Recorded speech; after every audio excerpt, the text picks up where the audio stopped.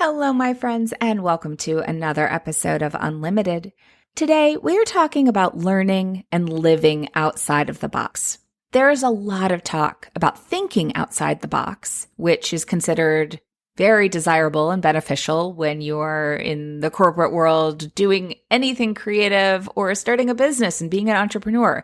Yet, we don't give a lot of support to what cultivates the ability to think outside the box, which is learning to think outside the box, learning in a creative and curious way so that we can find solutions and trust ourselves to harness opportunities instead of getting stuck and staring at problems. I recently came across a post in a Facebook group that talked about yet another way that parents might cause autism in their child. And it struck me both from that post, but also from the responses to that post, especially from people who are on the spectrum, of how detrimental that focus is. That scaring and shaming parents into what if they do something to cause their child to have a harder time in life or cause themselves to have a harder time parenting, instead of focusing on coming up with creative ways to support people and meet them where they're at so that each beautiful individual can be nurtured in their gifts in a way that honors who they are and what they can contribute to the world. I really wanted to explore this, especially because I feel like we have this fabulous opportunity with heading into summer and coming out of COVID to do things differently and explore what those possibilities could look like. So I invited Tiana Kubik, founder of Curious Kids Learn, to join me and share about the work that she has done personally, as well as what she does in her work to help parents be able to do that, meeting their child where they're at and step outside of the boxes. Tiana is on a mission to empower families, schools, and communities to adopt educational practices that trust children to learn and places a strong emphasis on children's mental health. She has a Bachelor of Science in Family Community Services from Michigan State University and a Master of Science in Early Childhood Education from the Erickson Institute. After teaching pre-K through kindergarten for almost 10 years, Tiana moved on to run a Chicago-based photography company with her husband and her kids in tow for the past 8 years. For the last 2 years, they've been exploring North America through full-time living, learning, and traveling in a self-converted 2016 Sprinter van. So when we say living outside of the box, that's what we're talking about here. In this episode, we explore what it looks like to find what works for you and your family, and the problem with having a high amount of toleration. Like, the more you are able to fit inside boxes, the more stressful it can feel to step outside of them. But it doesn't have to be that hard, and ways that we can engage that make it a little bit easier. We also explore the power of curiosity and the question, why, that quintessential child question, and understanding unschooling and the value of deschooling, which is very much about honoring who you are and honoring who your child is and being able to allow them to be themselves. A lot of this is based in learning to trust yourself. So it reminded me of the conversation that I had with Shelley Robinson in episode 17 around learning to trust ourselves and how important it is that we have these conversations about trusting ourselves and stepping into doing things differently. Because as Einstein said, we cannot solve our problems with the same thinking we used when we created them, which means that learning to live as well as think outside of the box is critical to engaging the challenges of today for ourselves and for this next generation that we're raising. So without further ado, let's get started. Hey there, I'm Valerie Friedlander, certified life business alignment coach, and this is Unlimited. This podcast bridges the individual and the societal, scientific and spiritual, positive and negative, nerdy and no, there's just a lot of nerdy. Come on board and let's unlock a life that's as badass as you are.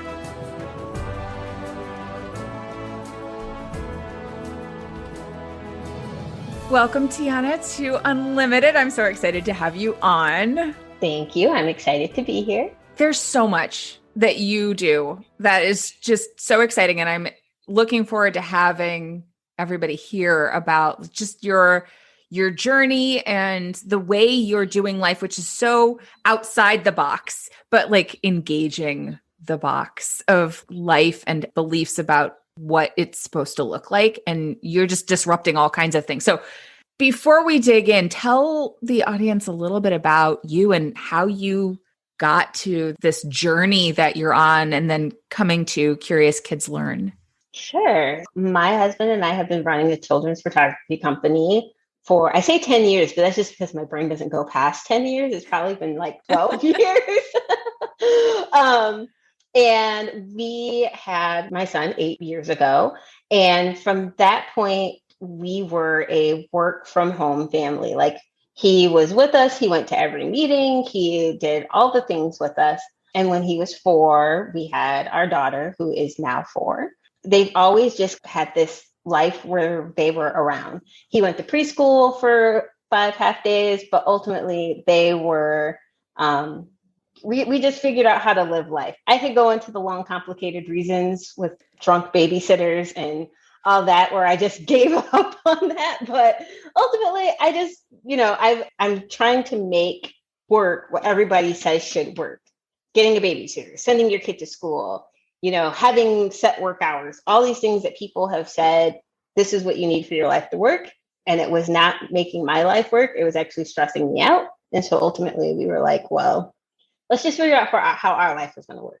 And while we were figuring that out, my husband sent me a picture of a van and said, hey, we should live in a van. And I was like, ha ha, we have too much stuff for that. No. And he spent like the next 3 months basically just spamming me with van pictures and YouTube and all this stuff till finally I was like, okay, this is kind of sweet. Let's do it. So we bought a van. We made it into an RV essentially. And end of 2018, we hopped in it and we've not looked back. Basically, we traveled all over the US, parts of Canada. We have not done Mexico, but that's like on our list. And the whole time we've just been homeschooling, which has led to unschooling our kids. And that's kind of where we are. We spend about 50% of our time in Chicago and 50% basically roaming around the country. Wow. I have so many questions. So starting with things aren't working. You mentioned like trying to make it work and noticing that it was more stressful. What helped you step into the idea of doing it differently? Because so many people just keep pushing through to making it work in the way that the normal way, my air quotes. So what helped you take that step? I know you have a background in education. Yes. Honestly, more than the education piece was hitting like an emotional rock bottom. I'm really emotional. I cry. I'm like I struggle a lot with like anxiety and depression. And before I had kids, I would just struggle through it. I probably, before I had kids, was one of those people who would just be like, this is what it's supposed to be. And I have to be what it's supposed to be. And something for me, at least, about having kids was like, oh my gosh, like I can't show up for them as like their mom or the type of mom that I want to be if I'm over here crying because I can't find the right babysitter or the right daycare situation or whatever. And trying to figure out how I can be that, the mom I want them to see. And I still, to be clear, we've been in this 8 years. I only show up as that mom like half the time. I feel like parenthood is kind of, I heard shared by someone talking about speaking, the idea that you give three different speeches when you speak. You give, there's the one that you plan, the one that you actually give, and then there's the one that you wish that you'd given afterwards. Like you're looking back, you're like, oh, I should have said this and that and the other thing. And I feel like parenthood's kind of like that. There's like the mom that you think you'll be, and then there's the mom that you actually are. And then looking back at like different scenarios, there's the mom that you're like, oh, if I had only just done this thing. Right. If I only the whole thing is not escalating with your child. Like that has been so ground, because I'm an escalator. He gets mad, then I get mad, then we get mad, and we're just mad. And it's been such a hard thing for me. But I've really worked last couple years of like, he gets mad and I'm like, breaks. We can't both be mad right now, because that's just going to be a situation. Yeah.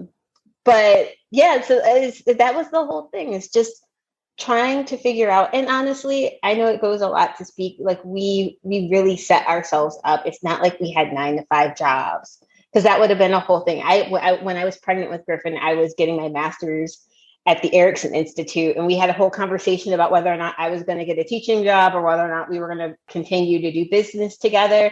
And if I got a teaching job, it probably would have been a lot more of a discussion about like, well, what about, all these other things. But because we had already lined ourselves up as like, we already work together, we already can work from anywhere without having this goal of traveling, it seemed like a natural progression to go into it. But ultimately, it just like, I've always felt like I never felt well with the shoulds, even when it comes to like religious things and things like that when I was younger, and like hearing things and not things just didn't sit well with me with what people told me I should believe or do. And so I've always just been with some things been like, well, I'm skeptical, right? And like, so that why? My mom will tell you. My mom will tell you when I was like 4, that was my favorite question. And here I am at 40, and still I'm like, well, why does that have to be the way to do it? And I get very skeptical about when people would give advice about like, even down to like, you have to have a date night every week. And I would feel like, oh my God, we don't go out to restaurants every week without our kids. Like, we put the kids to bed and we watch movies together. And I'm like, is that a date night? Am I not doing this right? And then I had to be like, well, am I happy with it? Are we happy with our date night being movies when the kids go to bed and sitting around and talking? Like, or are we unhappy with that and we need to go out?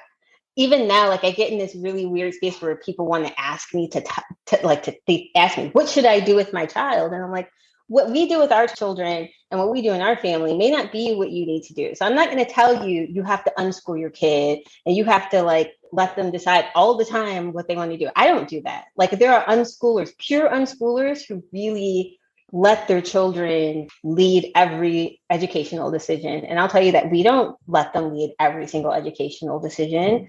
And so I would never tell another parent that they shouldn't be on a certain road or they shouldn't make a certain decision because it's not the one that we made. And I think that that's the biggest driver of most of the decisions I make, is to pull back from what the podcast or the book or the thing is telling me that I should want my life to be, and be like, well, what do I really want it to be? And do I really care if other people think that's not right? Yes. Oh my gosh.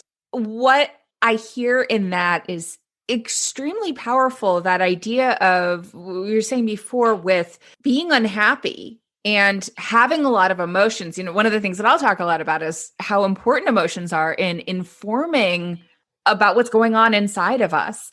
Something that comes up a lot with clients is this idea of, well, I'm able to manage. I was able to manage it until this certain point. And it's like, what if managing it is part of the problem? And what I'm hearing within what you're saying is like, instead of doing the shoulds and managing within the shoulds, being able to get curious, just like, that idea of being curious with your kids and going, well, but why? What's the purpose in this? How do I feel about my life and about what I'm doing, and letting that guide the action instead of all of the external noise that we can take in. Those that might be interesting ideas that we wouldn't have thought of, but like, Mhm. have you read the Dog Man books? Yeah, it's like our favorite series. We Yeah. read it like every night.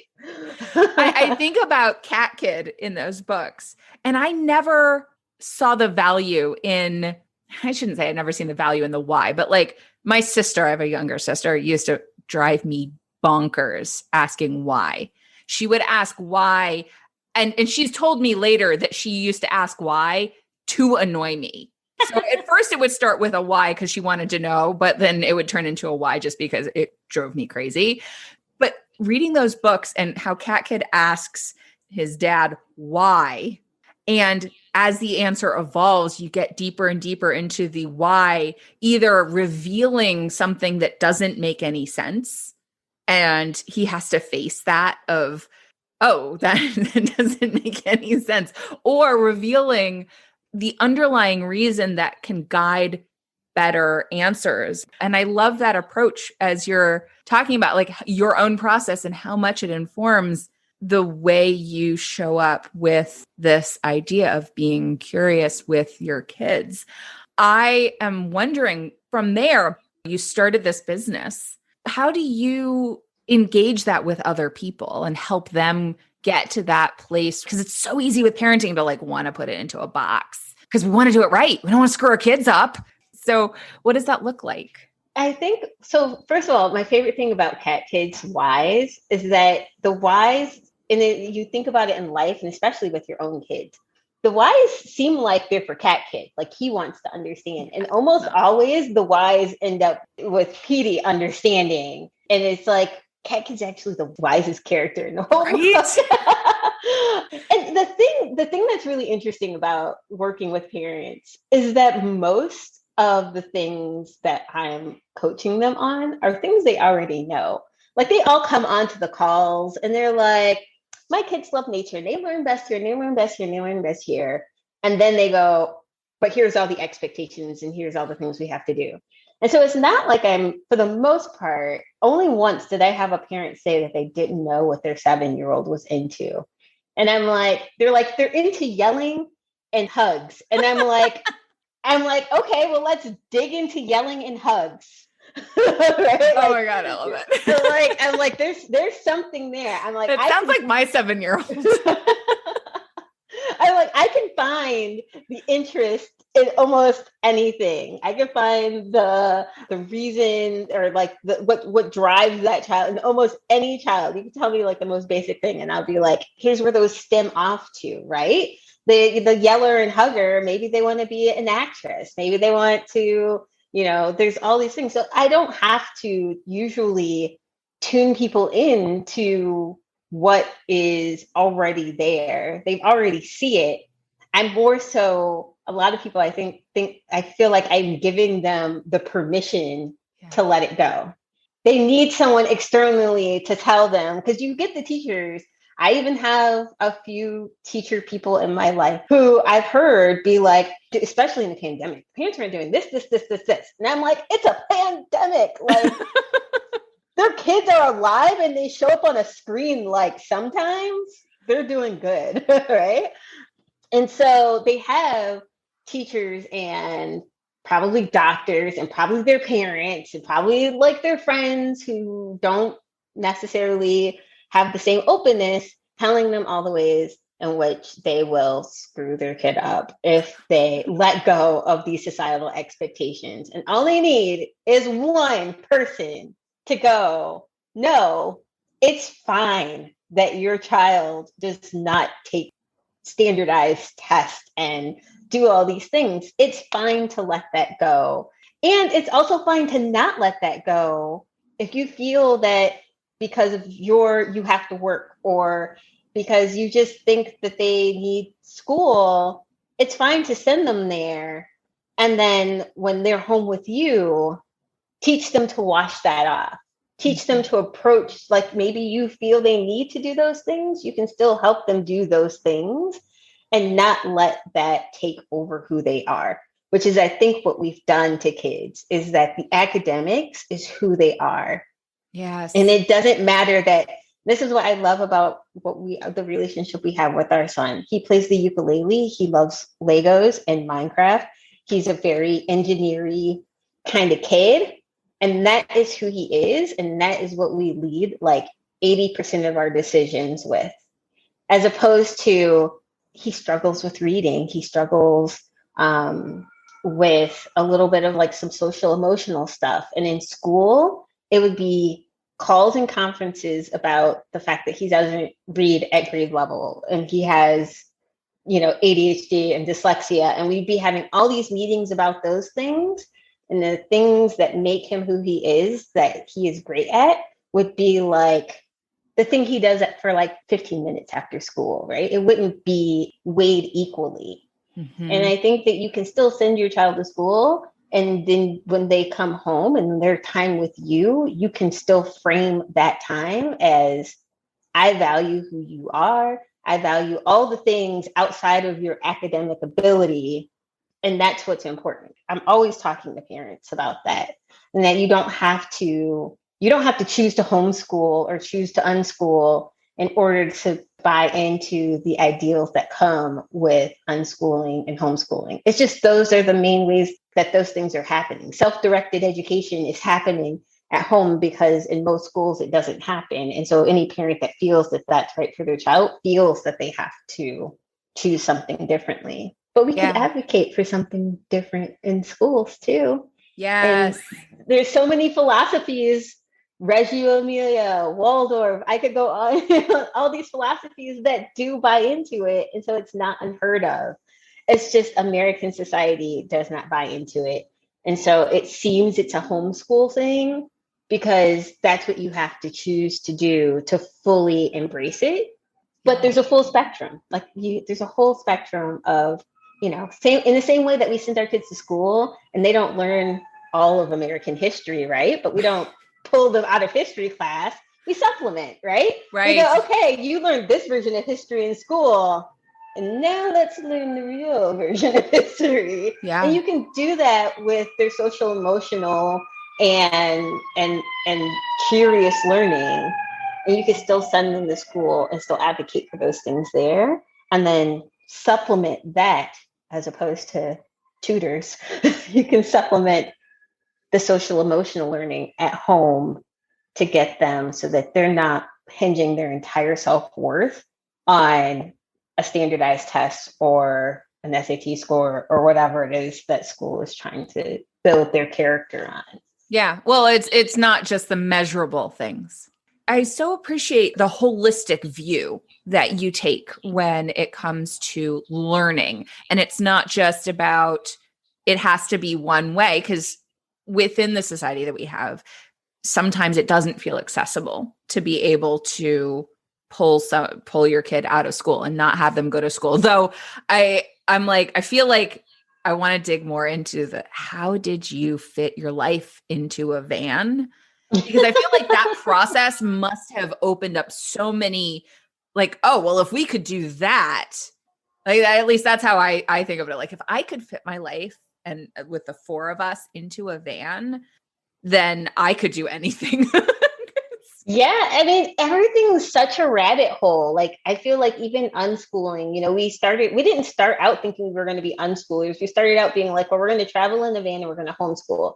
And I looked at all the curriculums. I looked at all the online schools. I looked at all the things, and they all sound fantastic, but none of them sounded exactly right. And so I started with little bits. Like, we did some curriculums and then a little unschooling. And unschooling is really more so about the child's voice. So it's like the more I let him have a say, he doesn't make all the decisions, but he has a big chunk of I say him because my daughter is 4, so I feel like we're testing it all out on Griffin. I mean, that's the burden of the older child, I say, as an older child. But actually, before you dig into that, I do want to say, because like we didn't talk about like what is unschooling, and I'd love for you to share like what is unschooling in general. But I can tell there's a kind of take what you like and leave the rest sort of experience that you bring to your process. But like, So for people who don't know, what does that mean to unschool? Right. So unschooling, it sounds scary because it sounds like you are not teaching your children. But the better term that a lot of people started using is self-directed education. Mm. And so on the furthest side of it, children are deciding what classes, what they learn, when they learn it, how they learn it, all of it. And you as a parent are acting as a facilitator for what that child wants to learn. You don't teach them to read unless they have said, it's time for me to learn to read. And so this is where I'm not on that full spectrum. I love it. I have no bad things to say about full spectrum.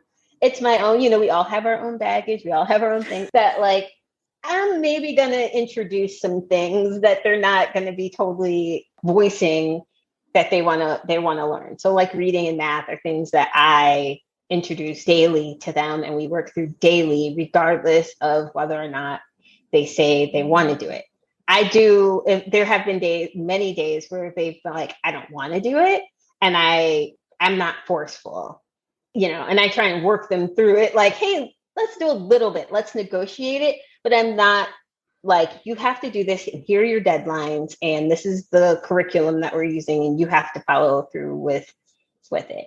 So that's basically unschooling. It's self-directed education. You can get this in schools. There's democratic schools where the kids are voting on things, and it looks different than homeschool because it's more than one kid, but they are voting. They are really focused on how the group functions together and makes decisions together.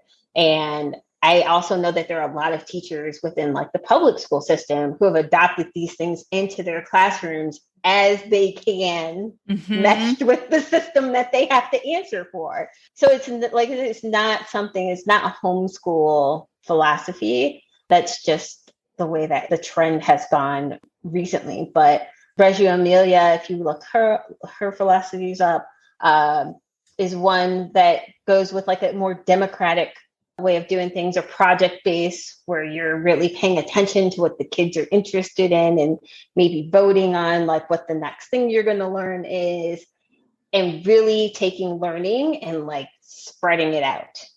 It's not reading time.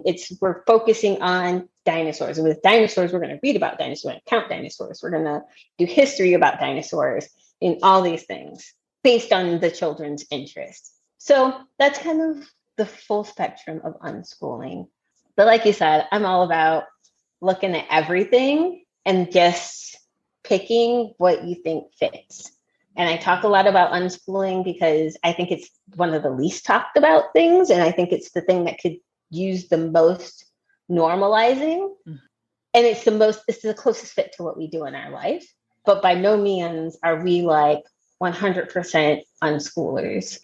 As you're talking, I can totally see how that philosophy could apply. And what I'm hearing within that is like taking some frameworks, but really listening and being present to learning and trusting yourself, like as a parent, but also trusting your kids as little humans to tell you about who they are and what they're like, and that, they don't have to fit into a box to be able to contribute value into the world and all of that. And like, I think that's super important, no matter whether they're getting some of that boxiness, either at home or at school.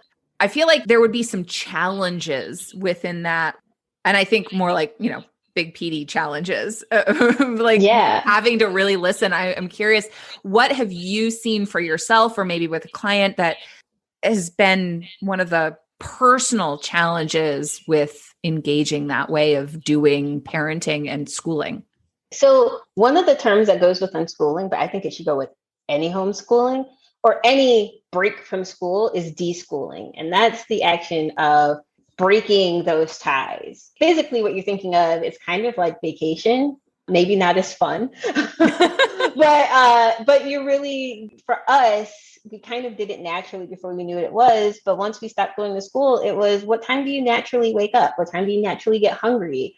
What do you naturally do throughout your day when you don't have work, school, appointments dictating what you do?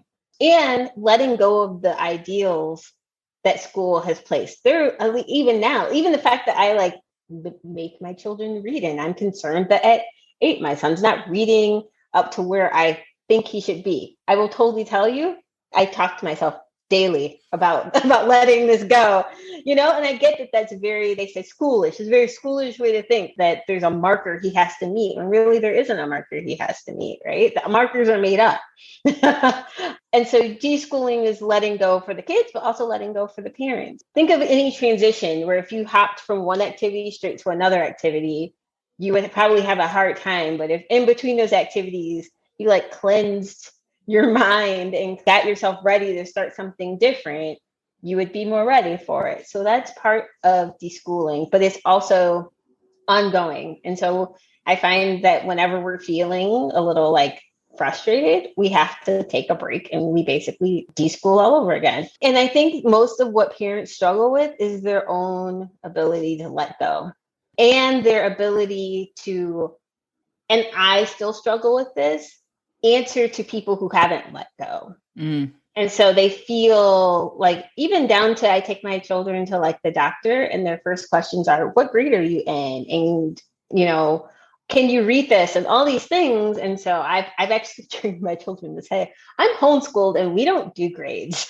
So like, and if it's really necessary, like if this person seems stuck that they don't know what box to put my kid in, I will answer and I'll be like, well, technically he would be a second grader, but we don't assign him in our house what a grade. Same with my daughter. Like there's no, you're a preschool. I don't even know what I would say, especially because there's some things that like technically they'd probably be like a 4th grader, but then there's other things that they might be more like a 1st grader. I've never tested them to know which of these boxes they fit in, but society is very much set up for boxes.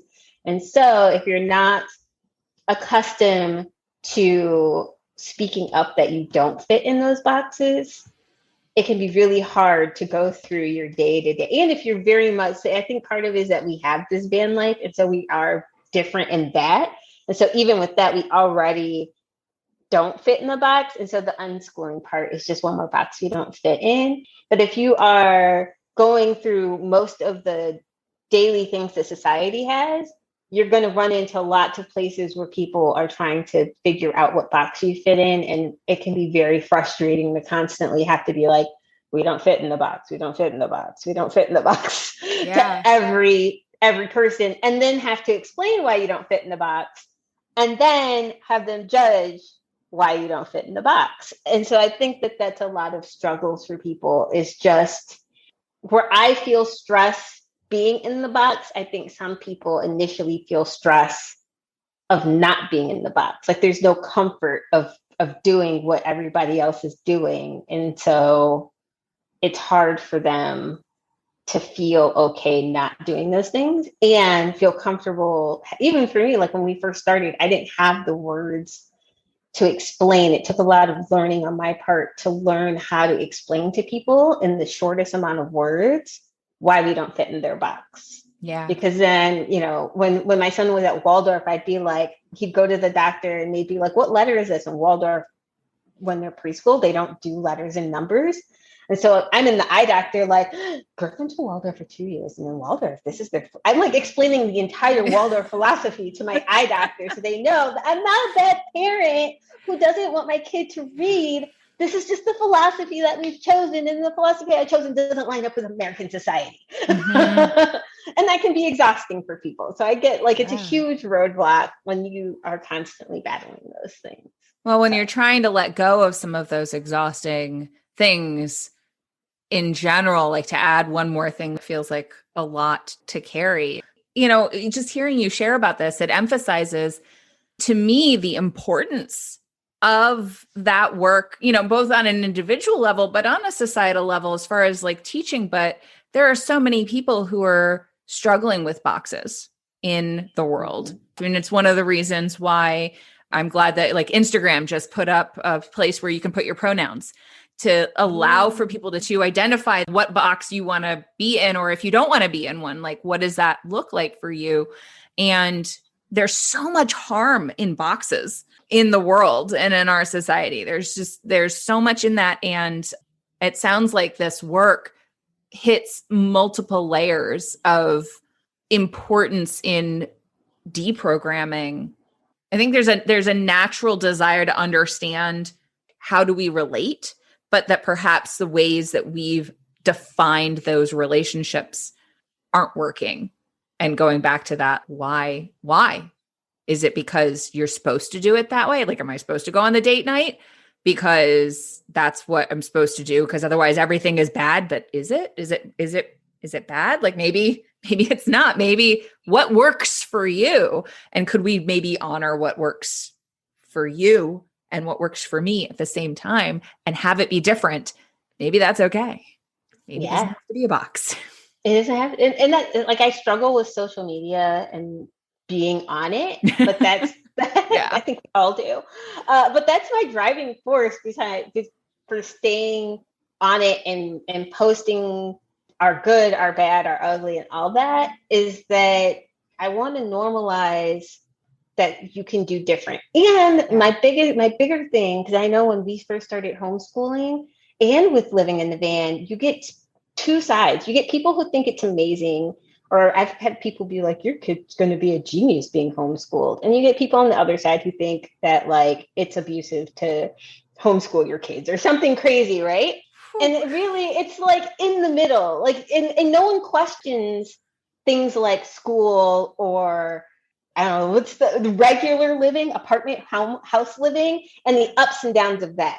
But if you have ups and downs of things that don't fit in the box, suddenly people are like, well, that's why you shouldn't live in a van. And it's like, well, no, like, I want to explain this. Yeah. Well, yeah. And what you're saying, like, I want to know that what I'm doing is okay. If it's different from you, like, there's so much there. We could probably spend all day talking. Probably. So I would love for you to share a little bit, like, you've started Curious Kids Learn. It's about helping parents be able to step into an amorphous area and find what works for them and their children. What does it look like to work with you? Right. So I am in the process of developing a few workshops. It's a little slow coming because I've been also dealing with parents in crisis with the pandemic. Yeah. And our own family crisis in a pandemic, which, yes, homeschoolers are used to this, but it's still still a pandemic. It's still a pandemic. And we still are very social people. Yeah. I know that's like a myth of homeschooling. We're very social people. And so not being able to go out and meet with people and do things was hard. But hopefully over the summer, I will have a few workshops. Right now, I've been doing a lot of consultations with parents who are on the fence about what they want to do. And a lot of it is me asking why and explaining the range of options out there, and explaining maybe the good and bad things that they maybe haven't thought about all those options. And I'm happy to consult with anyone who needs help. I know right now I am doing 30 minutes free for anybody who's new and on the fence, because I want to help as many people as possible for the pandemic. And I'm happy to talk with them. They can email, they can DM me. I'm really hoping to get on Clubhouse and figure out how to make some rooms and start having some talks there too. So that's probably going to come too. Yeah. Now that us Android users are able to get on there. But we will have all the links to connect with you in the show notes. So anyone who is wanting to explore what options are out there, or confused or curious about how could you find something that would work for your family, definitely check out the show notes and find Tiana and get on one of those calls, get permission to do the things and know what is possible. Because so often, we don't know what we don't know. And it can be a little overwhelming to think about doing something different, especially when you're so used to living in a box and not just a house box. Society's box. Society box, like all the... So before we finish, as we wrap up, I would love for you to share, what does it mean to you to be unlimited? Oh my goodness. I think it's about being open.